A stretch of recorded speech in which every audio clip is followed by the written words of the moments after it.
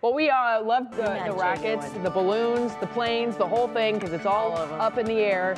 So, Matt, how is the air up there?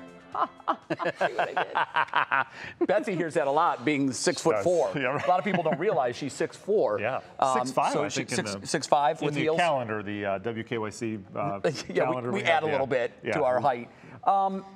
That's a great name, Acronauts. I love that. I do too. And off of that story, your weather word is ignition. You know how before they go through their sequence of launch, yes, they say ignition? Check ignition. Yeah. That's. I wanted to use blast off, but that's 2 words.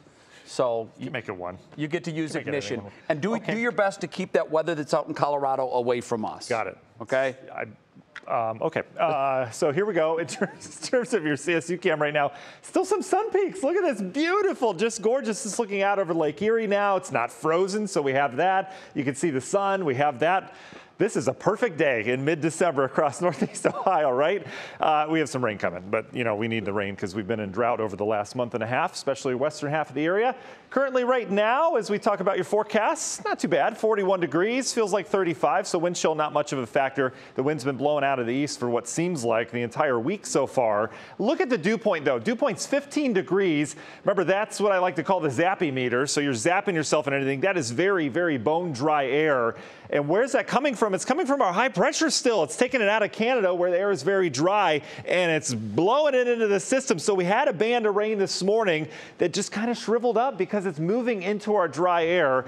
And that's not just us that has the dry air. Look at some of these dew points. This is extremely dry air. It doesn't get not humid, but you get more moisture as you get down, not until Indianapolis. So this is the moisture that's supporting the rain. Eventually, the moist air is going to win out, but it's going to take a little bit of time. It's got to overcome this dry air that we have. And what's going to help it? It's this big push down towards the south, a renewed area of low pressure developing. This caused severe weather, more tornadoes down in the deep south today, but it also is bringing this slug of rainfall north, and that's what we get tonight.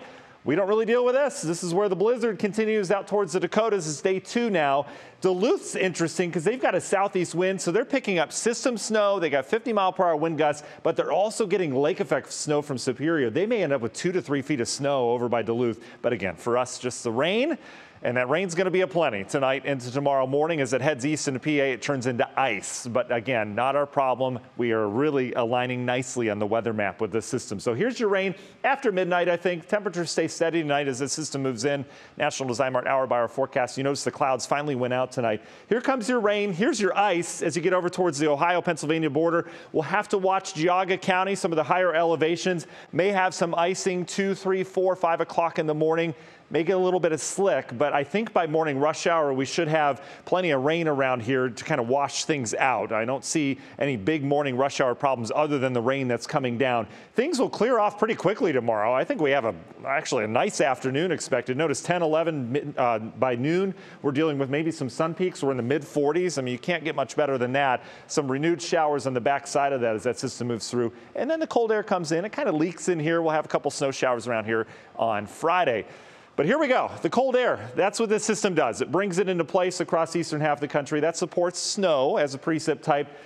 But like a rocket getting that key to ignition, this system is going to come diving in later next week with a polar air blast all the way down to the Gulf Coast. This is as cold as we can get this time of year. And on the leading edge of that, we are going to have a system spin up. Where it spins up still remains to be seen in the models, but look at this. Here it comes. Boom. Cold air all the way down to the Gulf Coast. Euro has rain to snow, but it keeps that snow around for Christmas, and it could get pretty nasty somewhere in the Ohio Valley. Union Home Mortgage 7-day forecast. We're down into the 30s this weekend, and we stay there all next week. So enjoy tomorrow's balmy 44 because it looks colder after that. We'll talk more about that system coming up in the next half hour. Christy.